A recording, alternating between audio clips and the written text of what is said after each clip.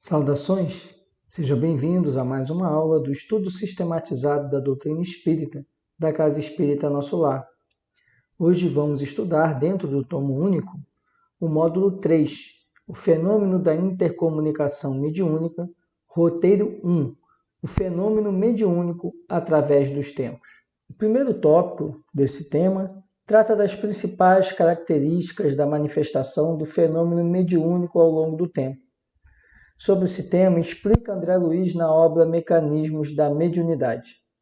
A alma encarnada ou desencarnada está envolvida na própria aura ou túnica de forças eletromagnéticas, em cuja tessitura circulam as irradiações que lhe são peculiares. Evidenciam-se essas irradiações de maneira condensada, até um ponto determinado de saturação, contendo as essências e imagens que lhe configuram os desejos no mundo íntimo, em processo espontâneo de autoexteriorização, ponto esse do qual a sua onda mental se alonga adiante, atuando sobre todos os que com ela se afinem e recolhendo naturalmente a atuação de todos os que se lhe revelem simpáticos. Essa explicação de André Luiz fala exatamente do mecanismo pelo qual ocorre a sintonia entre encarnados e desencarnados. Explica André Luiz que na nossa aura, ou seja, no nosso perispírito, na expansão do nosso perispírito, chamado duplo etérico, ficam impregnados todas as forças eletromagnéticas que emanamos através do nosso pensamento e da nossa vontade. Esses pensamentos, então, eles geram, na explicação de André Luiz, uma espécie de nuvem, de penumbra, onde fica impregnado, fica impactado todos os nossos desejos, inclusive as imagens daquilo que nós desejamos, que são as chamadas criações fluídicas. Então, explica André Luiz que essa onda mental que nós emanamos, ela fica como que irradiada através da nossa aura, do nosso perispírito, mais especificamente do campo do duplo etérico do perispírito.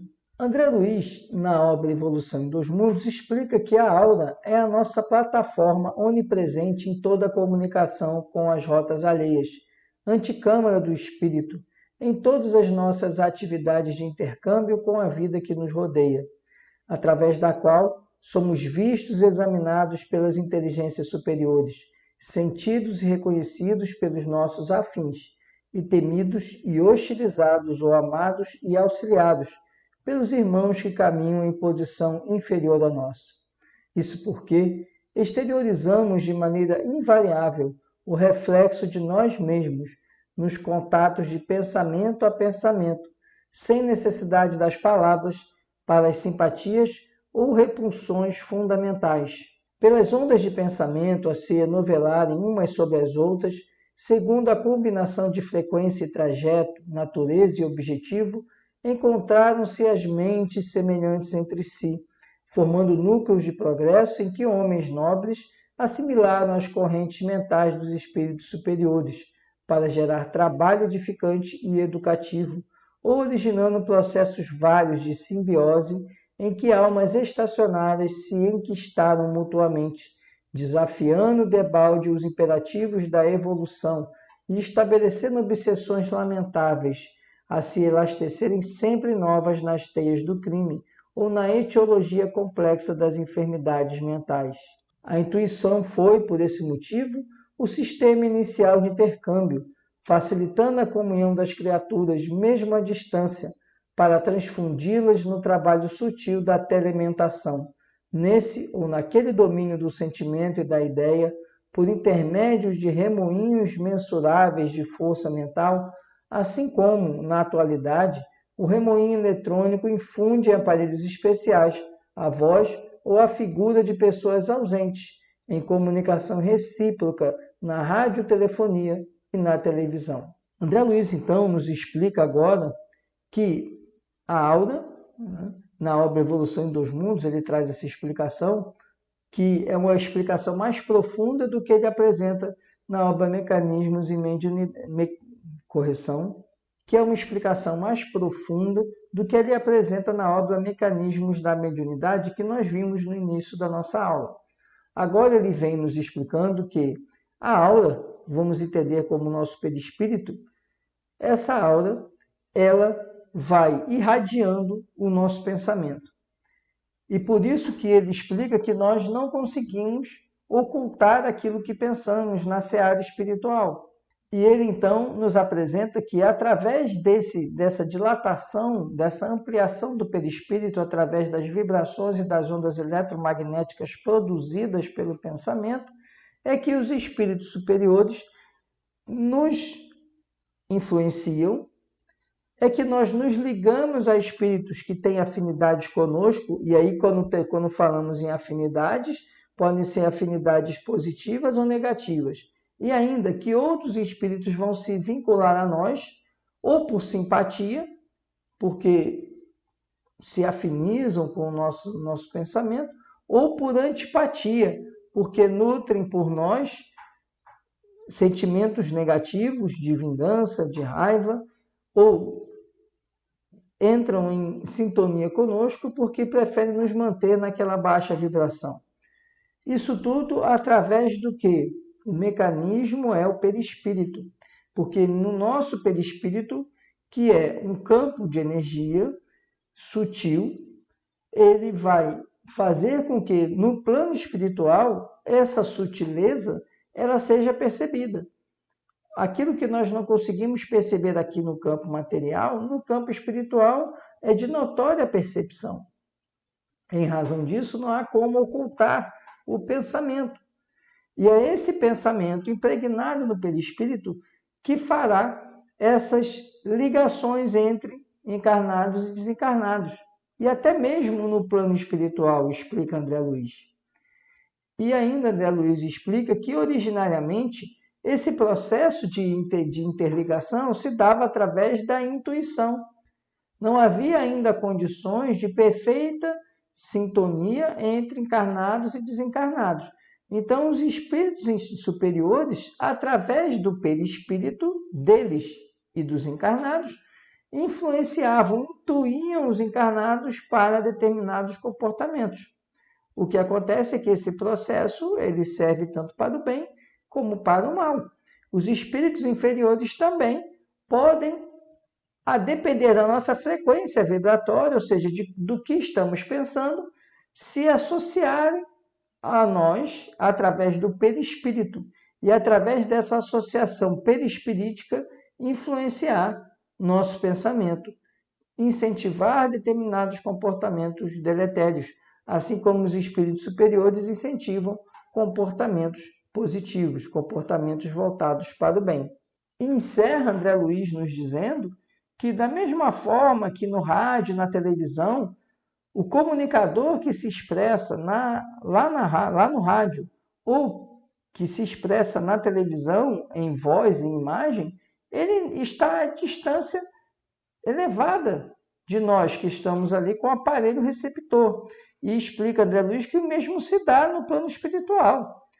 As esferas superiores não precisam estar próximas de nós fisicamente para nos emanarem a intuição, nos enviarem a intuição.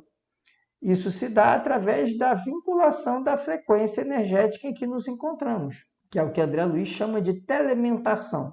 As crenças na imortalidade da alma e nas comunicações entre vivos, que são os encarnados, e mortos desencarnados, eram gerais entre os povos da antiguidade. Tais crenças, portanto, tiveram origem no exercício natural e empírico da mediunidade, que podemos chamar de mediunismo primitivo, no qual a intuição, como foi visto, constituiu seu sistema inicial de intercâmbio. Veja, a questão da mediunidade não é algo que é trazido pelo Espiritismo e nem exclusividade do Espiritismo. O fenômeno ele já acontecia. O Espiritismo, a doutrina espírita, apenas vem dar a esse fenômeno uma concepção, uma compreensão científica, o que antes não havia. Então, desde a antiguidade, nós temos situações em que o mundo espiritual intercambiava, comunicava com o mundo material, com os seres encarnados. Essa comunicação, ela era ainda bastante rudimentar, no sentido que era muito mais uma intuição, uma situação empírica, do que um processo científico e organizado que Allan Kardec vem nos trazer através do Livro dos Médiuns e através da doutrina espírita. As primeiras manifestações mediúnicas apresentam-se sob a forma do animismo tribal, com a personalização das forças da natureza. É o que se denomina fetichismo. Os fetiches básicos do homem primitivo eram a terra-mãe e o céu-pai. O fenômeno mediúnico é, desse modo, conhecido desde as primeiras idades do mundo. Desse fato originou-se a crença na pluralidade dos deuses, uma vez que, chamando Deus a tudo que era sobre-humano, os homens tinham por deuses os espíritos. Veja, desde ali, do rudimento da sociedade humana, quando o homem se reunia em tribos, desde ali havia a figura do fenômeno mediúnico. Fenômeno esse ainda bem rudimentar, sob o aspecto de intercâmbio intuitivo entre os desencarnados e os encarnados. Os encarnados, o homem encarnado, ele concebia o poder de algo que ele não conseguia compreender e de algo que ele não conseguia controlar, aos fenômenos da natureza.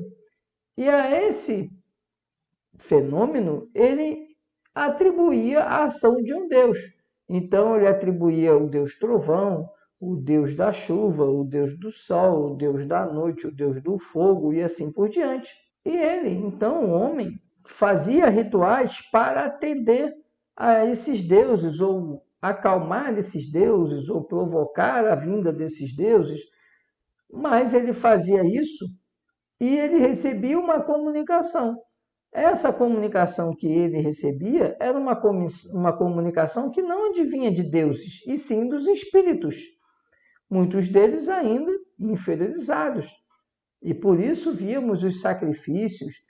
Isso tudo era a atuação de espíritos também inferiorizados que se valiam daquela concepção do homem para os mais completos desvarios. Com o desenvolvimento mental do ser humano, fundem-se a experiência e a imaginação, dando nascimento à mitologia popular com as suas divindades repletas de magia, os deuses do Olimpo grego, por exemplo.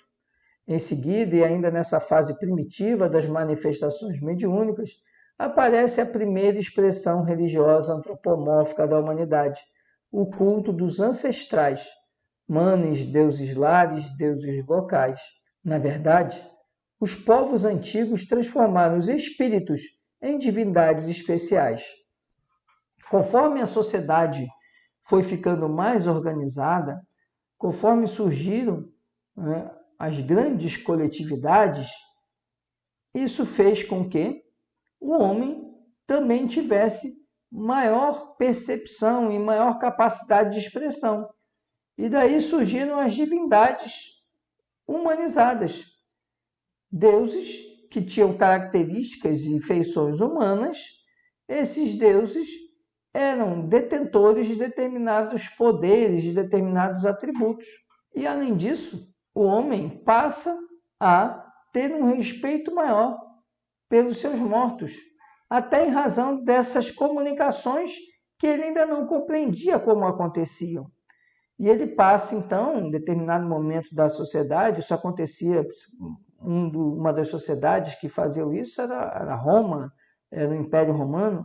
Eles faziam culto aos mortos, considerando que eles morriam e tornavam-se os chamados deuses lares.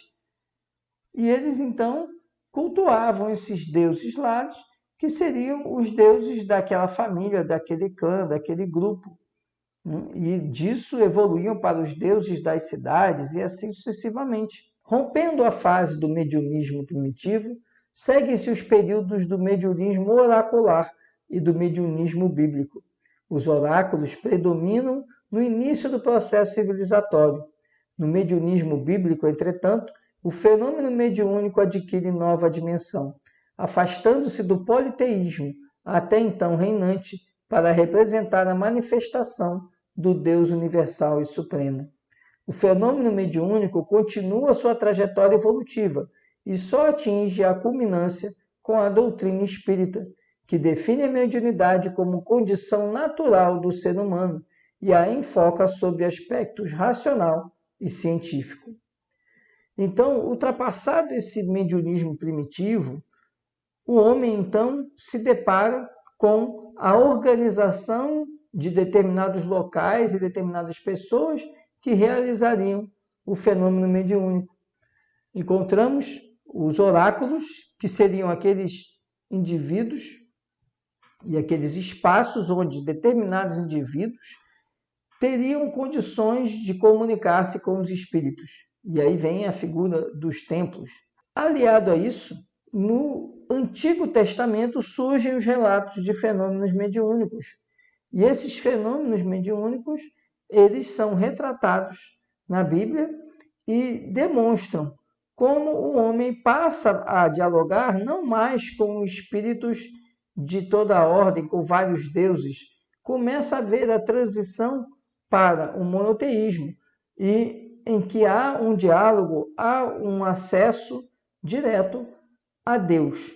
E Deus, então, passa a se manifestar para o homem, não mais aqueles deuses relacionados ao pensamento politeísta, mas agora o Deus único, a origem de todas as coisas.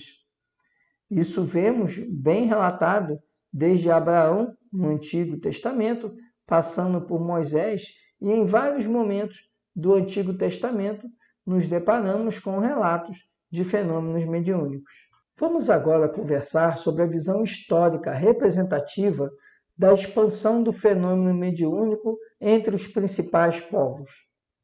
Desde épocas remotíssimas da história, a evocação dos espíritos era praticada por certos homens que tinham feito disso uma especialidade. O mais antigo código religioso que se conhece, os Vedas, aparecido na Índia milhares de anos antes de Jesus Cristo, afirma a existência dos espíritos.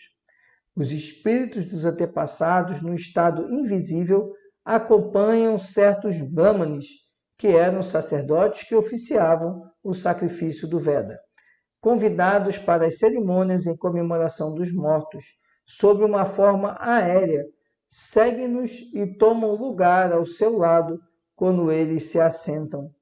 Veja, no livro dos Vedas, que remonta a mais de 3.000 anos antes de Cristo, ele já relata que espíritos dos entes que já morreram tinham presença junto a alguns indivíduos, que no caso aí relata essa presença com os brahmanes, que eram ali os indivíduos na sociedade hindu que tinham mais ligação religiosa, se devotavam mais à religiosidade. E esses brahmanes, eles então tinham o concurso, a companhia desses espíritos de pessoas que já tinham morrido, que não só os acompanhavam, e relata aqui o livro Veda, que eles ainda tomavam assento junto com aqueles indivíduos que eram os brahmanes. Também desde a mais remota antiguidade, o povo da China entrega-se à evocação dos espíritos dos avoengos. O missionário Uki refere grande número de experiências, cujo fim era a comunicação dos vivos com os mortos. Com o tempo e em consequência das guerras que forçaram parte da população hindu a emigrar, o segredo das evocações espalhou-se em toda a Ásia, encontrando-se ainda entre os egípcios e entre os hebreus a tradição que veio da Índia. Vejam que na China já existia também, desde longa data, essa comunicação entre os mortos, que seriam ali os espíritos dos avoengos, os espíritos mais antigos, os ancestrais. E essa comunicação com os ancestrais depois acabou se difundindo através da expansão ali que ocorreu na Ásia, em razão das guerras, que parte da população hindu imigrou. E ao emigrar, levou esse conhecimento que já tinha sido também intercambiado com a civilização da China para o Oriente Médio e, em seguida, para a Europa. Todos os historiadores estão de acordo em atribuir aos padres do Antigo Egito poderes que pareciam sobrenaturais e misteriosos. Os magos dos faraós realizavam estes prodígios que são referidos na Bíblia.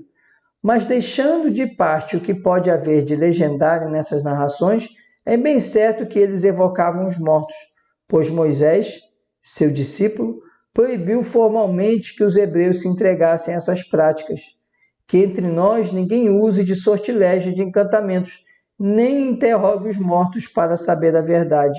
Nós precisamos perceber que desde lá do Egito, através dos sacerdotes egípcios, havia essa atividade de evocação dos mortos, fruto exatamente desse fragmento da cultura que acabou emigrando com os hindus que saíram da Ásia e se deslocaram para o Oriente Médio, chegando ao Egito, chegando à região ali onde hoje é Israel, chegando à região da Síria, e começou-se então a difundir a prática de comunicação com os mortos. Tanto é assim que Moisés, para poder retirar do povo hebreu aquela cultura que o povo hebreu tinha aprendido com os egípcios, passou a proibir a possibilidade de conversar com os mortos para saber a verdade.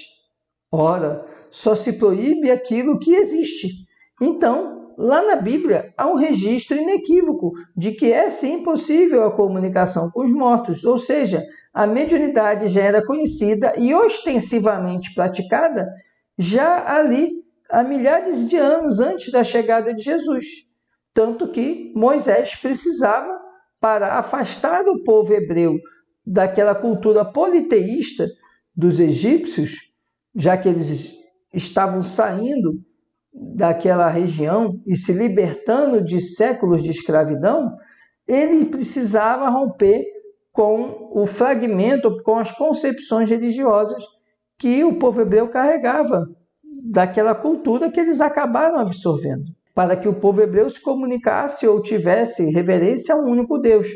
E para isso, além de romper com algumas práticas de encantamentos, também rompeu com a possibilidade de comunicação com os mortos, indicando, portanto, que o fenômeno mediúnico não só ele sempre existiu, como também era uma prática corriqueira na cultura dos egípcios e do povo hebreu.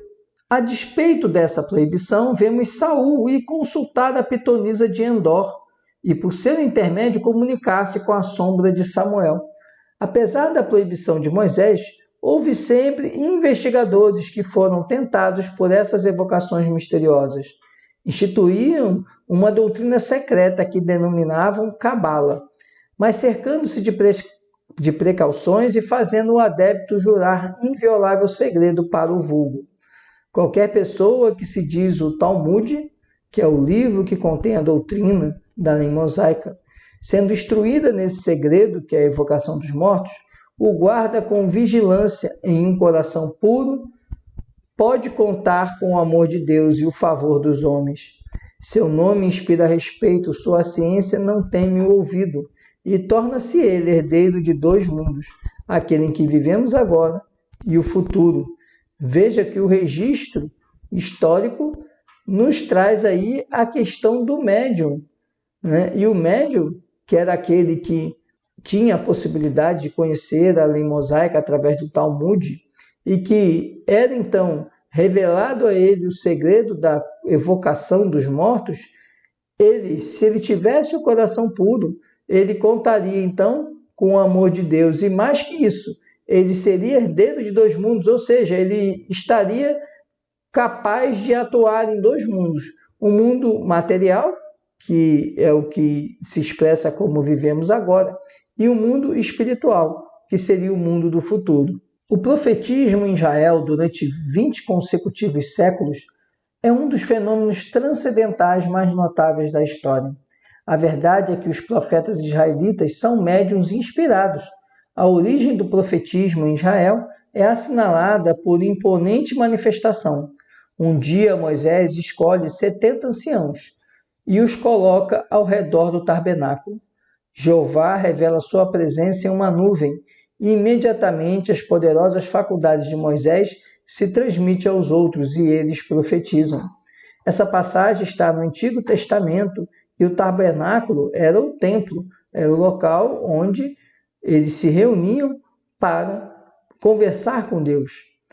E além de todo um cabedal de conhecimentos que deveria ser observado no tabernáculo ainda havia uma nuvem que se postava sobre ele, que era a representação de Deus. E Deus então conversava com o povo hebreu no tabernáculo. E relata esse trecho aqui do nosso material, o momento em que Moisés convoca esses 70 cidadãos hebreus, considerados os mais velhos, os mais sábios de cada uma das suas comunidades, de cada um dos seus reinos. E eles então fazem ali um evento em que Moisés mediuniza-se e mediuniza todos os que estão ali presentes. E eles passam a profetizar, ou seja, eles passam a dialogar com o mundo espiritual e receber orientações, instruções do mundo espiritual, que é aquilo que no judaísmo se chama de profeta. E o material nos explica que o profeta nada mais é que um médium inspirado, ou seja, através da mediunidade que possui, ele recebe orientações e instruções dos espíritos. Na Grécia, a crença nas evocações era geral.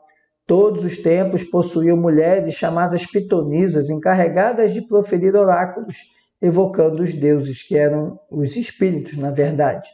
Mas às vezes o consulente queria, ele próprio, ver e falar a sombra desejada, e como na Judéia, conseguia se pô-lo em comunicação com o ser ao qual desejava interrogar. Por outro lado, discípulos de Sócrates referem-se com admiração e respeito ao amigo invisível que o acompanhava constantemente. Então veja que na Grécia, essa questão da comunicação com os espíritos também se fazia presente, não só através das pitonisas, como também ao relato que Sócrates se fazia acompanhar de um amigo invisível, ou seja, de um espírito de ordem superior, certamente, que dialogava com Sócrates e inspirava Sócrates. Na Itália sucede o mesmo que na Índia, no Egito e entre os hebreus. O privilégio de evocar os espíritos, primativamente reservado aos membros da classe sacerdotal, espalhou-se pouco a pouco entre o povo, e o espiritismo era exercido entre os antigos pelos mesmos meios que hoje entre nós. Aliás, Tertuliano trata em termos explícitos das mesas girantes e falantes. Se é dado, diz ele, aos magos fazer aparecer fantasmas, evocar as almas dos mortos, poder forçar a boca das crianças a proferir oráculos, se eles realizam grande número de milagres, se explicam sonhos, se têm as suas ordens espíritos mensageiros e demônios, em virtude dos quais as mesas que profetizam são um fato vulgar, com que, redobrados eles, esses espíritos poderosos, não se esforçarão por fazer em próprio proveito o que eles fazem em serviço de outrem. Em apoio das afirmações de Tertuliano, pode-se citar uma passagem de Amiano Marcelino sobre Patrício e Hilário, levados perante o tribunal romano por crime de magia, acusação esta de que eles se defenderam referindo que tinham fabricado com pedaços de loureiro uma mesinha sobre a qual colocaram uma bacia circular feita de vários metais, tendo um alfabeto gravado nas bordas. Em seguida, um homem vestido de linho, depois de ter recitado uma fórmula e feito uma evocação ao deus da profecia, tinha suspendido por cima da bacia um anel preso a um fio de linho muito fino e consagrado por meios misteriosos. O anel, saltando sucessivamente, mas sem confusão, sobre várias letras gravadas e parando sobre cada uma, formava versos perfeitamente regulares em resposta às questões propostas. Vemos aí, da mesma forma que no desenvolvimento do espiritismo havia a questão das cestas, né, onde se colocava um carvão, um lápis na ponta, e a cesta balançava e escrevia, já na antiguidade, na cultura romana, se utilizava meios de comunicação com os espíritos. E aqui relata aqui Tertuliano uma passagem que foi feito uso de uma mesa com alfabeto gravado e, através de uma linha suspensa, com um anel na ponta, esse anel ficava saltando entre as letras e a sequência de letras formava palavras, frases e formava até mesmo poesias, como está assinalado aqui. Em Roma, no templo de Minerva, Pausânias, ali condenado a morrer de fome, passou a viver em espírito, monoideizado na revolta em que se alucinava, aparecendo e desaparecendo aos olhos de circunstantes assombrados durante largo tempo. Sabe-se que Nero, nos últimos dias de seu reinado, viu-se fora do corpo carnal junto de Agripina e de Otávia, sua genitora e sua esposa, ambas assassinadas por sua ordem, ali pressagiarem a queda no abismo. Os espíritos vingativos em torno de Calígula eram tantos que, depois de lhe enterrarem os restos nos jardins de Lâmia, eram ali vistos frequentemente, até que se lhe exumaram os despojos para a incineração. Veja aqui em Roma vários relatos de fenômenos mediúnicos. Né? Começa com Pausânias, que ficou ali preso ao local onde ele foi encarcerado e teve a condenação da morte e acabou morrendo ali de fome. E ele ali ficou tão preso àquele ambiente, monodeizado, como diz aqui o nosso material, que ele era visto, vez por outra, pelos transeuntes. Era vista a figura de Pausânias. E também Nero relata, né, que seu contato com sua mãe e sua mulher, que ele mesmo mandou assassinar, e que ela passou a aparecer para eles em sonho, anunciando que ele então seria derrocado, teria sua derrocada. E por fim, relata aqui que Calígula, depois de morto e sepultado, era insistentemente visitado por suas vítimas, por aqueles que retinham ódio por ele, tanto que resolveram exumar o corpo e incinerar o corpo para que aquelas imagens dos espíritos que estavam ali buscando a vingança com Calígula não fossem mais vistos no local onde ele estava sepultado. Tudo isso reforçando a mediunidade e os fenômenos mediúnicos. Na Gália, o processo de intercâmbio com o plano espiritual era intenso.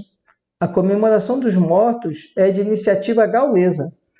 No dia 1º de novembro, celebrava-se a festa dos espíritos. Não nos cemitérios. Os gauleses não honravam os cadáveres, mas sim em cada habitação, onde os bardos, no caso os poetas e os videntes, evocavam as almas dos defuntos. No entender deles, os bosques e as charnecas eram povoados por espíritos errantes. Os dus e os córregas eram almas em procura de novas encarnações. Veja, na cultura gaulesa havia a evocação dos espíritos, como ainda havia a compreensão de que os espíritos reencarnavam. Já que ele relata aqui que os dus e os córregas eram almas em procura de novas encarnações. Todavia, onde a mediunidade atinge culminâncias é justamente no cristianismo nasce tudo. Toda a passagem do Mestre, inesquecível entre os homens, é um cântico de luz e amor, externando-lhe a condição de medianeiro da sabedoria divina. E continuando-lhe o ministério, os apóstolos que se lhe mantiveram leais converteram-se em médiuns notáveis no dia de Pentecostes, quando, associados às suas forças por se acharem todos reunidos, os emissários espirituais do Senhor, através deles, produziram fenômenos físicos em grande cópia, como sinais luminosos e vozes diretas, inclusive fatos de psicofonia e xenoglossia, em que os ensinamentos do Evangelho foram ditados em várias línguas simultaneamente para os israelitas de procedências diversas. E chegamos aqui no momento do cristianismo. E no cristianismo, vemos também no Novo Testamento vários relatos de fenômenos mediúnicos, notadamente o fenômeno de Pentecostes, em que os apóstolos passaram a falar em outras línguas que eles sequer conheciam. E relata ainda, então, o fenômeno da xenoglossia, que é quando se imprime através de um fenômeno mediúnico em papéis ou em madeira, textos, determinadas comunicações. Então, relata aqui tanto a psicofonia que acontece em Pentecostes, como também a xenoglossia, tudo com a finalidade de propiciar aos apóstolos a disseminação dos ensinamentos do Cristo. Desde então, os eventos mediúnicos para eles se tornaram habituais. Espíritos materializados libertavam-nos da prisão injusta. O magnetismo curativo era vastamente praticado pelo olhar e pela imposição das mãos. Espíritos sofredores eram retirados de pobres obsessos aos quais vampirizavam. Um homem objetivo e teimoso, quanto Saulo de Tarso, desenvolve a clarividência de um momento para o outro, vê o próprio Cristo às portas de Damasco e lhe recolhe as instruções. E porque Saulo, embora corajoso, experimente enorme abalo moral, Jesus, condoído, procura Ananias, médium clarividente, na aludida cidade, e pede-lhe socorro para o companheiro que encetava a tarefa. Não somente na casa dos apóstolos em Jerusalém, mensageiros espirituais prestam contínua assistência aos semeadores do Evangelho. Igualmente no lar dos cristãos. Em Antioquia, a mediunidade opera serviços valiosos e incessantes. Dentre os médios aí reunidos, um deles de nome Agabo incorpora um espírito benfeitor que realiza importante premonição. E nessa mesma igreja, vários instrumentos medianímicos aglutinados favorecem a produção da voz direta, consignando expressiva incumbência a Paulo e Barnabé. Vejam então que mesmo após a vinda do Cristo, continuam os fenômenos mediúnicos a se apresentar entre os apóstolos e aqueles que passaram a seguir o Cristo, como o caso de Saulo, depois Paulo de Tarso.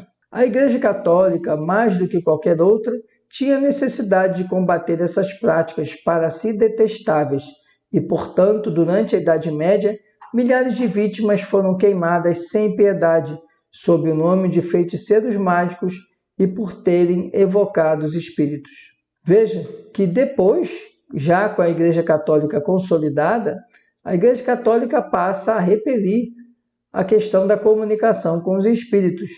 E durante o período da Idade Média, em que tivemos a Inquisição, nos deparamos então com a perseguição àqueles médiuns que eram tidos como feiticeiros. Nessa mesma época, destacam-se duas grandes figuras históricas: Cristóvão Colombo, o descobridor de um novo mundo, e Joana d'Arc, que obedece às suas vozes. Em sua aventurosa missão, Colombo era guiado por um gênio invisível. Tratavam-no de um visionário. Nas horas das maiores dificuldades, ele escutava uma voz desconhecida murmurar-lhe ao ouvido: Deus quer que teu nome ressoe gloriosamente através do mundo. Ser-te-ão dadas as chaves de todos esses portos desconhecidos do oceano, que se conservam atualmente fechados por formidáveis cadeias. Vejam então que Cristóvão Colombo era, segundo relatos históricos, médium, e ele recebia instruções de um espírito que o acompanhava e o auxiliava para que ele cumprisse o seu desígnio de descobridor das Américas. A vida de Joana d'Arc está na memória de todos. Sabe-se que em todos os lugares seres invisíveis inspiravam e dirigiam a heróica Virgem de Dom Remy. Todos os êxitos de sua gloriosa epopeia são previamente anunciados. Surgem aparições diante dela, vozes celestes cicinham-lhe ao ouvido. Nela, a inspiração flui como o borbotar de uma torrente impetuosa. Em meio dos combates, nos conselhos, como diante de seus juízes por toda parte, essa criança de 18 anos comanda ou responde com segurança, consciente do sublime papel que desempenha, jamais variando na fé nem nas palavras, inquebrantável mesmo diante das súplicas, mesmo em face da morte. Joana d'Arc, ela era médio audiente, ela ouvia vozes, ouvia inspirações e orientações. E ela atribuía essas vozes, essas orientações a 3 santos: São Miguel, Santa Catarina e Santa Margarida. Através da inspiração desses espíritos superiores, que ela assim os denominava, e se apresentavam com essas feições, ela então, em tenra idade ainda, com 15 anos, passa a liderar o exército francês, reunificando a França e libertando-a da invasão inglesa. E mais que isso, realiza a unificação e entrega o reinado àquele que de fato deveria governar o reino da França. Apesar disso tudo, ao final de sua vida, ela é perseguida e condenada pela Inquisição. Entretanto, sabe-se que tudo não passou de um jogo político, notadamente uma barganha com a Inglaterra, que desejou ver cessada a vida daquela que expulsou a coroa inglesa da França. Pode-se dizer que os homens de gênio de todas as espécies, artistas, sábios, literatos, são sem dúvida espíritos adiantados, capazes de compreender por si mesmos e de conceber grandes coisas. Ora, precisamente porque os julgam capazes é que os espíritos, quando querem executar certos trabalhos, lhes sugerem as ideias necessárias, e assim é que eles, as mais das vezes, são médios sem o saberem. Tem, no entanto, vaga intuição de uma assistência estranha, visto que todo aquele que apela para a inspiração mais não faz do que uma evocação.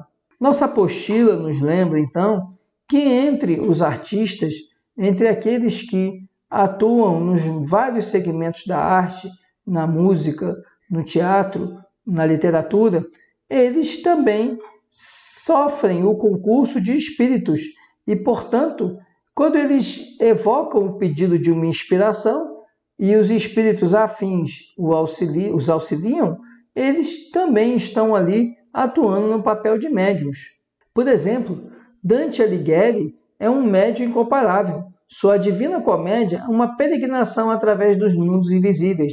É pelos olhos da sua Beatriz, morta, que Alighieri vê o esplendor da viva luz eterna, que iluminou toda a sua vida. Em meio daquela sombria Idade Média, sua vida e sua obra resplandecem como os cimos alpestres, quando se colocaram dos últimos clarões do dia e já o resto da terra está mergulhada na sombra. Então relata aqui a mediunidade de Dante Alighieri, que levou inclusive ele a escrever Divina Comédia. Shakespeare, Milton foram também inspirados. As obras principais de Shakespeare, dentre as quais Hamlet e Macbeth, contêm cenas célebres em que se movem aparições. Os espectros do pai de Hamlet e Banquo, presos no mundo material pelo jugo do passado, se tornam visíveis e impelem os vivos ao crime. Milton fazia suas filhas tocarem harpa antes de compor seus cantos do paraíso perdido, porque, dizia ele, a harmonia atrai os gênios inspiradores. Goethe se abeberou amplamente das fontes do invisível. O Fausto é uma obra mediúnica e simbólica de primeira ordem, como ilustra Leon Denis. O famoso músico Mozart é também um grande médium inspirado. Numa de suas cartas a um amigo íntimo, nos inicia nos mistérios da inspiração musical. Dizes que desejarias saber qual o meu modo de compor e que método sigo. Não te posso verdadeiramente dizer a esse respeito, senão o que se segue, porque eu mesmo nada sei e não me posso explicar. Quando estou em boas disposições, inteiramente só, durante o meu passeio, os pensamentos musicais me vêm com abundância. Ignoro de onde procedem esses pensamentos e como me chegam. Nisso, não tem a minha vontade a menor intervenção. No declínio de sua vida, quando já sobre ele se estendia a sombra da morte, em um momento de calma, de perfeita serenidade, ele chamou um de seus amigos que se achavam no quarto. Escuta, disse ele, estou ouvindo música. O amigo lhe respondeu, não ouço nada. Mozart, porém, tomado de arroubo, continua a perceber as harmonias celestes e seu pálido semblante se ilumina. Finalmente, dentre os grandes médios dessa época, destaque-se a significativa presença do sueco Emanuel Swedenborg, um dos mais importantes percussores do Espiritismo. No período que abrange o fim da Idade Moderna e o início da Idade Contemporânea, emerge com todo vigor a figura inovidável de Beethoven. Este músico, famoso, referindo-se à fonte de que lhe provinha a concepção de suas obras, dizia: "Sinto-me obrigado a deixar transbordar de todos os lados as ondas de harmonia provenientes do foco da inspiração. Procuro acompanhá-las e delas me apodero apaixonadamente. De novo me escapam e desaparecem entre a multidão de distrações que me cercam. Daí a pouco, torno a aprender com ardor a inspiração. Arrebatado, vou multiplicando todas as modulações e venho por fim a me apropriar do primeiro pensamento musical." Ainda na fase inicial da Idade Contemporânea, pode citar Honoré de Balzac. Esse grande escritor francês, em várias de suas obras, tocou em todos os problemas da vida invisível, do ocultismo e do magnetismo. Todas essas questões lhe eram familiares. Tratava-se com a competência do verdadeiro mestre, numa época em que ainda era pouquíssimo conhecida. Era não somente um profundo observador, mas também um vidente na mais elevada acepção do termo. O célebre músico Chopin, por sua vez, tinha visões que às vezes o aterravam. Suas mais belas composições, sua marcha fúnebre, seus noturnos, foram escritas em completa obscuridade. Em meados do século XIX, acontece uma popularização inesperada dos fenômenos mediúnicos, os quais se expandem rapidamente por todo o mundo. Essa expansão é tão marcante que levou o famoso escritor inglês Arthur Conan Doyle a afirmar que os fenômenos em questão possuíam todas as características de uma invasão organizada. Essa fase de popularização do fenômeno mediúnico propiciou o advento da doutrina espírita codificada por Allan Kardec.